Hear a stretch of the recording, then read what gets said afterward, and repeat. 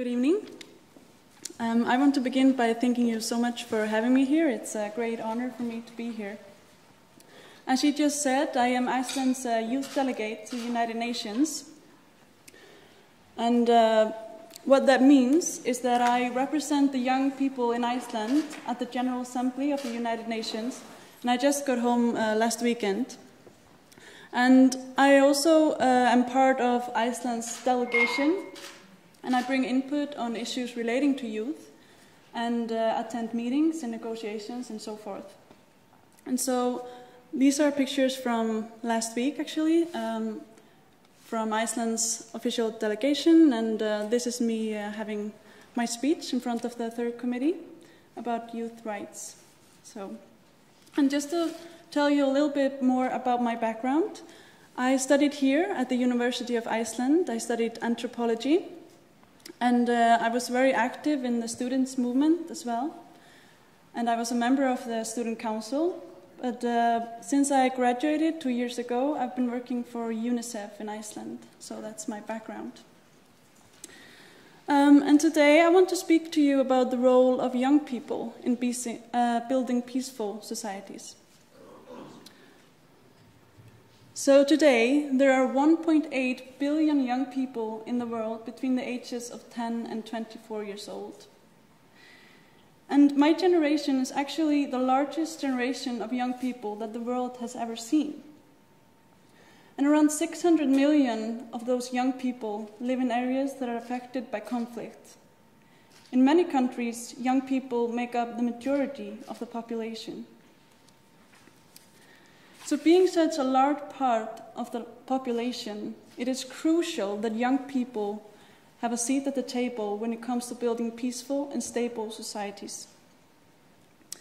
But the meaningful participation of young people is often hindered by a discourse that portrays young people as either victims or perpetrators of war. There has been a strong focus on young people as victims of war. Young people are subjected to violence, and especially young women. They're forced to flee their homes, they are separated from their families, and so forth. But at the same time, we tend to see young people as perpetrators of war, especially young men. We see them as ruthless soldiers. They're prone to radicalization and a threat to a stable and secure society.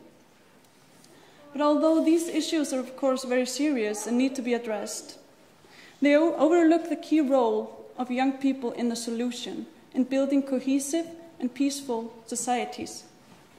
These stereotypes oversimplify the key role of young people. In fact, only a small minority of young people ever engage in violence.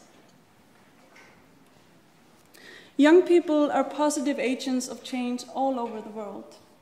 They're driving grassroots work and civil society. They're fighting for human rights, empowering young people, and working to prevent and resolve conflict. So young people need to be recognized as equal partners in the solution, and not just as a problem to be solved.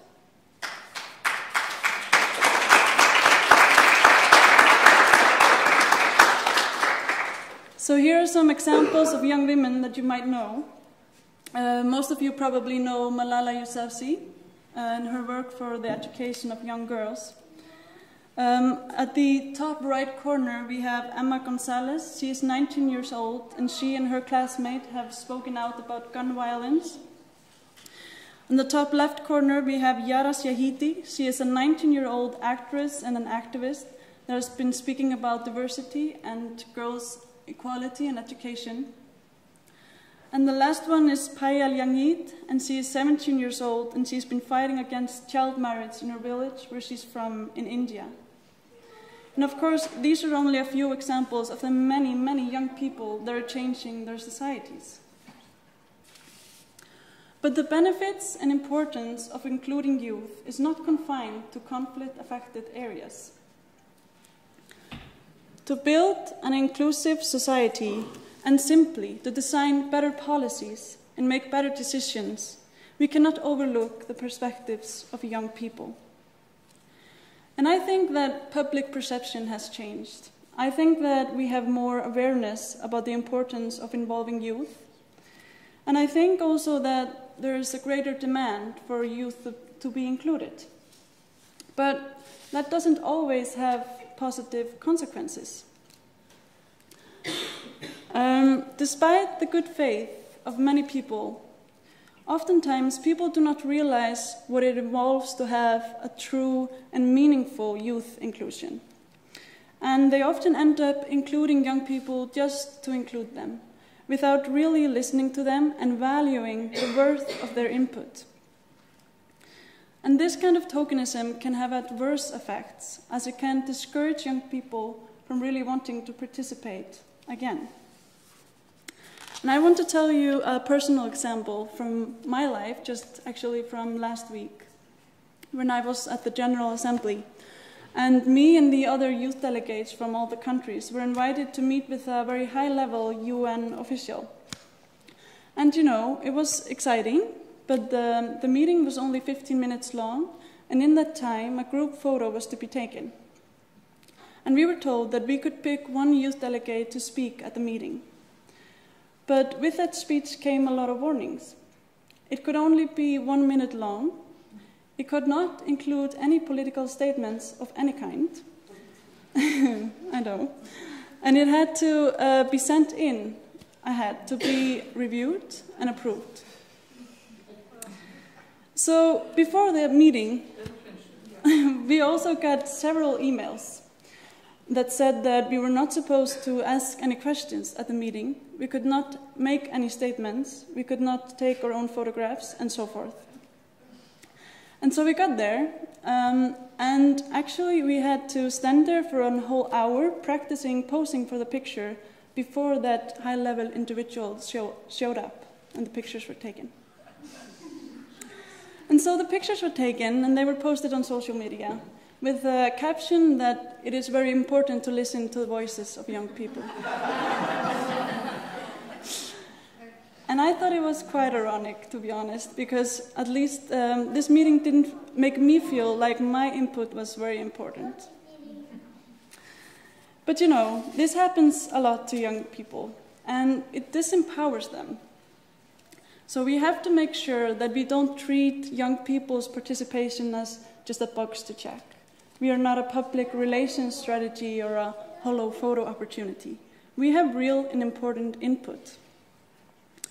And a lot of the time, young people are also asked to be the young person at some event or committee and asked to talk on behalf of young people in general.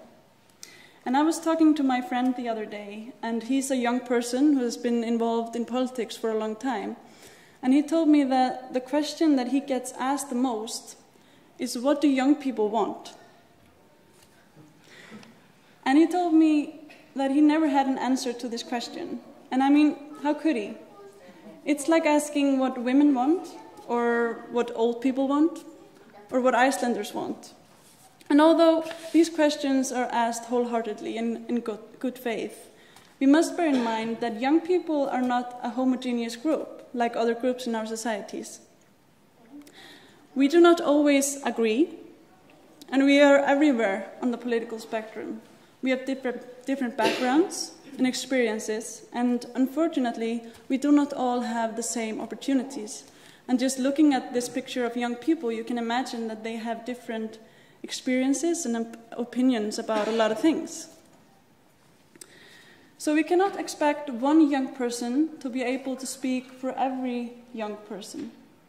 Instead, we need to actively and systematically enable all young people of all backgrounds to participate in our decision-making processes and in our societies. Because the social exclusion of young people has real consequences.